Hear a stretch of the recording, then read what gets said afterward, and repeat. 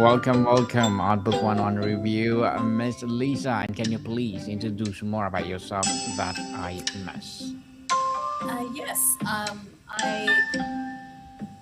am super creative and I do a little of everything, as you mentioned opening. And what I love about films most is that all my artistic abilities I could put into film. So my writing, my music, all of it. And it's my passion. It's been since really I've been young. And then as in my 20s, started working in the industry. And because I think film always reeled in my mind as a child, and I wrote anything I would write is because it reeled in my mind. So being a filmmaker was very natural for me, and editing and all of it seemed like I'd done it before, and I kind of had in my mind, So it was easy to love. It's my passion, and it's one of the reasons why I started the film festival, because I feel like that the creative end of films and the industry can get stifled and with studio formulas and things. And independent film is great because it has no constraints and really allows you just to tell a story in the way you want to tell it, and very raw. And that's what independent films does. Really, it displays and shows a story that has not been dictated by some sort of a formula that happens with big studio films. And thank you so much for sharing your knowledge and wisdom to the world, Miss Lisa. Thank you. So today let's talk You're about welcome. the independent films and what makes them so great. Beyond Yeah. financing, what is the defining creative, thematic, or ethical spirit that separates an independent film from a studio film in your view? Yeah, all genres of independent film is great, because you, again, don't have the constraints of what is expected. It's more of what is not expected. Um, I know as a creator, I'm off the cuff a lot. So while you're filming, to maybe go off the script is not uncommon in independent films.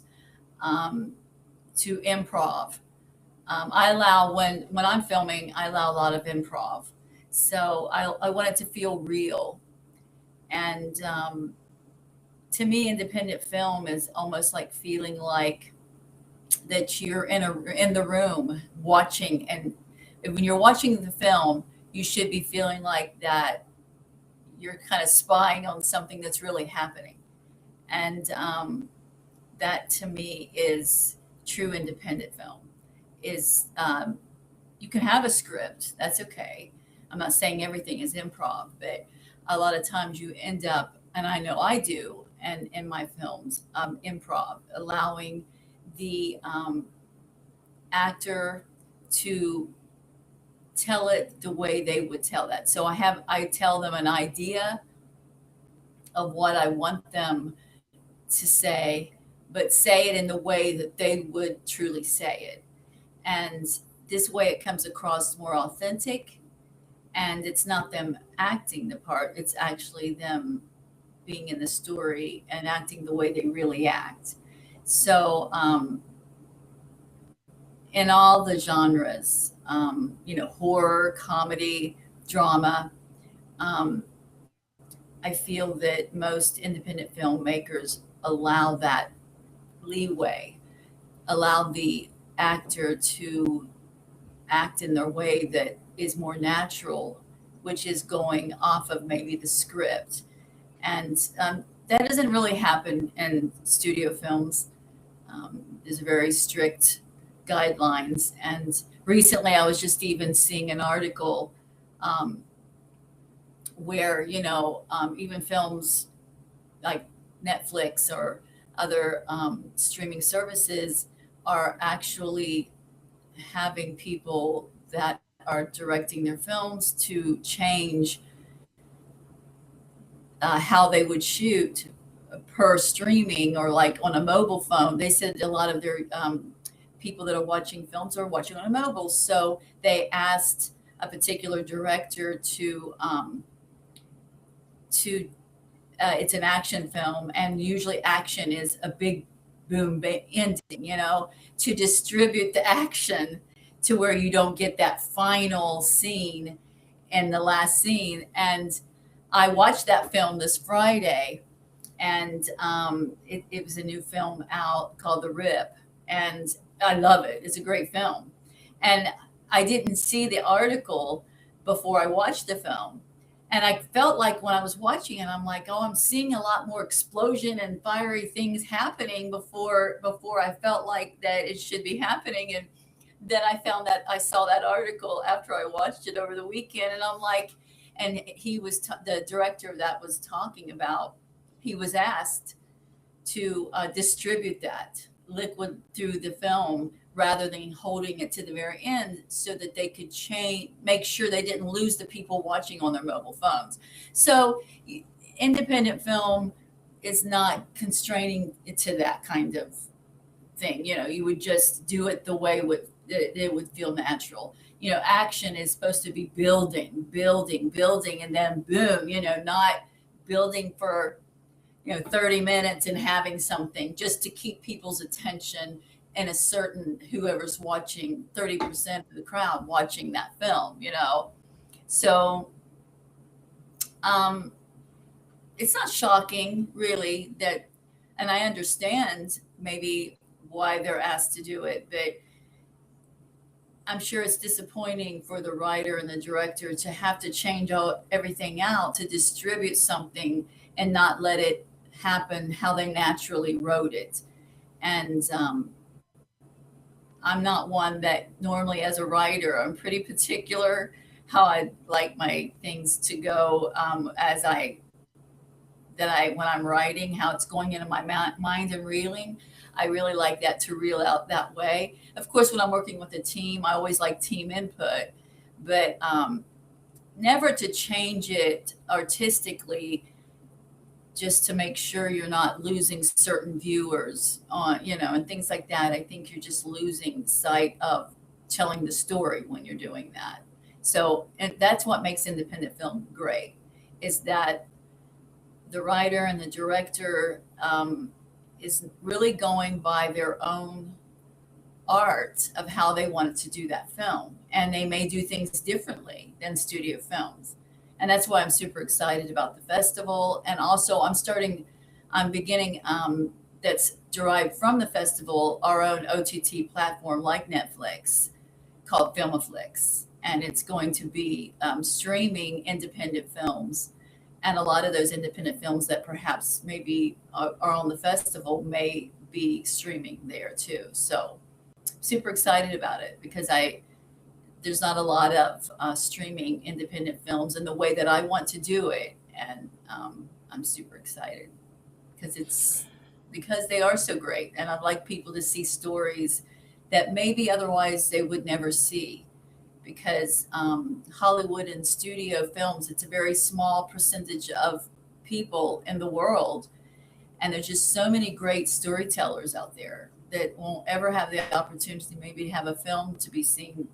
And that's one of the reasons why I started the festival, and that I'm beginning the OTT platform that will be streaming independent films. So, Miss Lisa, the term independent can mean everything from a micro budget passion project to a film founded by a mini major studio. Has the definition lost its meaning, or has simply evolved into something new? Um, yeah, independent film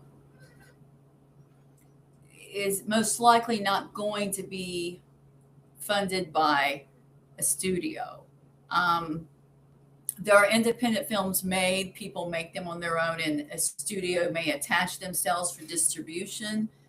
Um, but a lot of times those can get edited if that happens. So there are independent films that get good distribution, um, but a lot of those will still be structured in the way that they need to be before they can get distributed. And there's usually factors of well-known actors to be in them and this kind of thing. Um, I personally, when I'm watching a film, I personally prefer not knowing any of the actors, or it's not necessary for me to know any of the actors that on a film that I'm watching. Um, I almost prefer not to know the actors, and I purely watch a film based on the synopsis and if it draws me in, but never because there's a famous person in it. So these factors are what happens when studios are involved, and it's I understand they're putting a lot of money into it. You know, I mean these are big budget films, and so your independent films don't have the budgets, and they you know, even if I had the budget, I would. There's just so many talented actors and actresses out there. To have maybe just a famous actor in a film is not really important to me because um, I want to find just the right actor that would be good for the part, not just seek someone famous that's good for the part. And it's just such a vast amount of people that's super talented that are getting missed. And studio films is just only a small percentage of people that will be involved in that. It's a very small circle, and and that's one reason why I'm so passionate about the independent film industry and people truly telling their stories that are important. A lot of, you know, some are fiction, some are, you know, documentaries that need to be shared that tell a lot of things that's happening in the world that could clue people in on what's going on. I've just seen some beautiful films through the festival that literally I just am amazed by the talent that is in places of the world that you would never imagine. And that just have beautiful film footage. And I mean, I've seen so many films that I've thought, wow, that's something that I should be seeing on the big screen, you know? But it's just a very small circle for it. So, um, more and more, I think people are opening up and trying to get it out there like me. And I have been involved in development and things for years. I started in the industry by being in the back end of it as far as developing portals and websites and things like this. So that's why when I started doing my own films, I began to just naturally feel like that I wanted to help my peers that love doing the thing that I do. And it's very rewarding, you know, to contribute to help other people that have the same passion as you. And Luna Lumen Film Festival is just so rewarding to me to see filmmakers from all around the world submitting their films and take it very seriously that they trust me with seeing their film. And in fact, but here is this year we're doing an award called the Luna Laurel Award, and she holds up a leaf of a laurel. And these are hand casted and hand molded and casted. And each winner this year will get a beautiful sculpture of this award. I'm super excited. This is the first year for that. So the festival's in its sixth annual year this year, and it's grown, and it's a very niche festival, meaning that each category is very specific and is carving out a niche. And um, I'm really excited about it. Mm. Well, we are excited for you too, Miss Lisa. We will excited for that. And what will be your short-term and long-term goals? Um, I'm in really the short term, probably is that it grows, it evolves. So there is no really short term, um, other than each year, it just seems like that the festival evolves. What I want to do as a filmmaker evolves, and I don't see it as short term, but that it's an evolving plan each year that just keeps growing and evolving. So the festival, I brought in some other people this year. Um, Andrew Jacob, who is an amazing composer that has become part of the festival. And then we also have a nostalgia, um, old film. Um, we really, where film started is great. And, we have digital film, but traditional film is really important. And we have a category for that, for nostalgia, for film nostalgia, and which would mean that it's real film and not digital film. And Super 8, 8 millimeter, and we have that category this year. So we've kind of evolved from expanding. So that's it's not really short term goal. This each year there is goals that just keep getting wider. And the long term goal is that the festival would just really grow to be a big community because we're also doing making it very interactive with having um, things like discussion boards where people can come in and have discussions about things on films that they're working on and build a community and workshops. We have workshops in the making right now. And so Don Cunningham is the one that came aboard that does all the um, basically he's going to be judging all of the ones that are submitting films that's in the nostalgia category. So it's just been super exciting getting these people come aboard and be passionate. They are just as passionate as I am about film because it's part of their lives as well. Um, Andrew Jacob, he as a composer, you could see his. I don't know if you could even. I don't know if you could make that live or if you're able to go to a link and you could see footage of just some of his work. But it's really amazing to see the process of what goes into making a film. And he has some footage where it shows him, watching the film on a big screen and literally just composing um, in real time while he's watching the film. I mean, it's just certainly, it's like to me, just fascinating to see the process of a film, of making a film, and then to see that finished product and all that went into it and all of the collective effort that everybody puts into making a film. It's just really so many people are involved in making a film. And, um, and that is why I was excited to bring them aboard is because um, their input was super important to me. And this is the first year that they've been aboard. So I'm super excited that they were part of this evolving and where we're taking it. Um, and long term, I think really is anybody that's part of the festival and that was selected.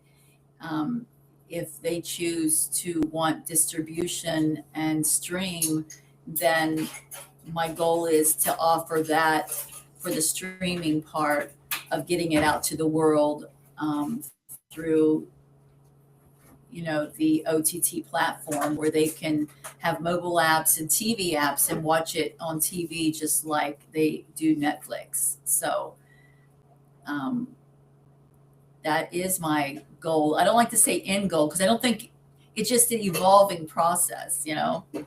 I think film and how it's growing and the streaming and how it's opening up. Um, doors. I think streaming is opening up the doors for independent film much more than it ever has. So I am super happy about that. You know, a lot of people kind of think streaming is not the greatest thing. They think, oh, well, it's the end of going into a theater and sitting and watching it. But I don't think there's ever going to be an end to that. I think that there's always going to be that. But I think part of evolving is just other ways of watching a film and opening up the ability of filmmakers all around the world to tell their story rather than it just being in this small little area where only certain films and certain filmmakers and certain actors are getting noticed about the films. I mean, there's just it's so vast, and I think streaming is opening that up. It's much more than Hollywood. It's much more than just a small group of talented studios putting together great films. I just feel like that there's enough of that to go around, and streaming is allowing that to happen. And that's what makes me excited about streaming. But I don't think that the big screen and going into a theater and sitting in a dark room is over. I mean, people are creating those kind of atmospheres in their home, even. Most people, even the average home, is having huge, big screen TVs that almost like cover their entire wall on one side of their home. I mean, I'm seeing the average household now is prepared to watch a film in the way that they want to see it in the comfort of their home by streaming. And but it's nice to go in those theaters too. So it's I don't think it's ever going to be over. Miss Lisa, good luck to your goals and looking forward for more success. So, can you please recommend a book or books that influence you, Johnny? Because I'm a writer, I finished my first novel last August, and I the biggest thing as a writer, when you're writing a script, it's so short compared to sitting down and writing a novel. And I was always so intimidated, and I always wanted to write a novel. And another successful author suggested a book called Bird by Bird. And Anne Lamott, I think, is the writer of that. And it's amazing. And I'm going to tell you, if anyone feels like that writing a novel is overwhelming, yeah, Anne Lamott, Lamott, and it's called Bird by Bird. And it opened it up for me. It's like once I got the hang of it, and basically, Bird by Bird is just meaning I would sit down to start writing, and I would just, because it reels in my mind, it's like, how do I even get started, writing it? And that Bird by Bird is just take it little by little. So once I really got that trained, it opened it up. And I mean, writing now is just like writing a novel is incredible. I love it. I finished my first one in August, and I'm on a second one now. And I write like a film. So a lot of times films, if they're making a book into a film, they have to size down the book.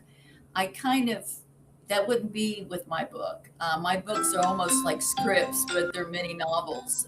So that it wouldn't need to really be toned down. But um, so my books are kind of like mini films. But I would definitely recommend Bird by Bird by Anne Lamott. It helped me a lot. Definitely. Thank you so much for the recommended book, Miss Lisa. So, can you please invite the listeners to support your advocacy, your business, or whatever projects that you're doing Yes, right tell them to now? go to lunalumenfilmfest.com. Yes.com, please. When will be the film festival will We will happen? be the film festival is in October this year. It's the 24th. I gotta look at my calendar. We had it, and I made it October this year because November was too close to getting into Thanksgiving. So the festival is October 22nd through the 25th. Mm, And they're yes. great films, and sponsors pay for the passes. So all you have to do is create a login. Sponsors pay for the passes, so it's free to patrons. So they can go in and just make a login and see superior films. I highly suggest it. Yes. Yes, people, let's support Miss Leisa Coffman because if you support her, for sure, more and more Luna Lumen Film Festival will rise. So, Miss Lisa, thank you so much for your time. Thank you. Thank you for your time. Bye bye. Modicon people, see you soon.